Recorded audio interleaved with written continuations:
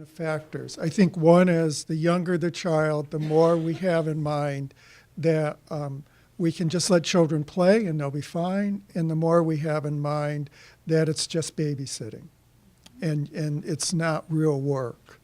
And so you shouldn't have to pay a lot for it.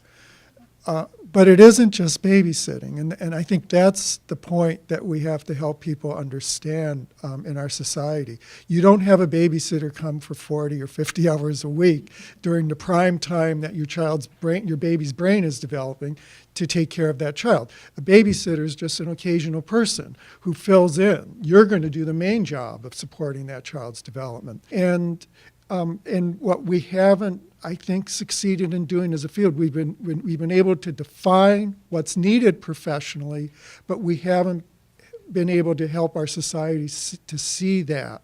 And I think that's the work we have to do, because if you could see it, if everyone could see it, I think then we would start to get that change.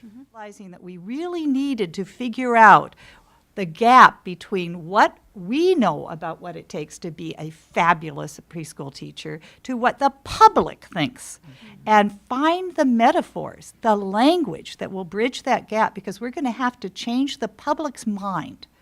It is not about just loving babies. I think if you went on the street, what did it take to be, they need to love babies. Well, that doesn't take much education. That doesn't help.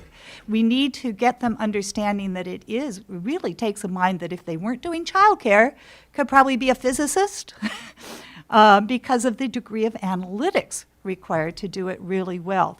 I think we need to bring the communications experts way on board and work on helping them, the people to understand smart play, or what it takes to do guided play, because otherwise the context just looks like you're playing with babies, and we're never going to get there.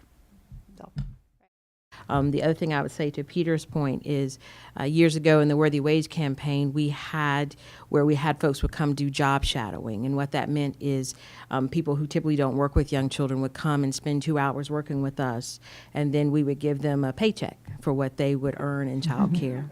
And there was nothing like seeing, men with ties on trying to have group time or change diapers or things like that. And then we give them $11 for their work.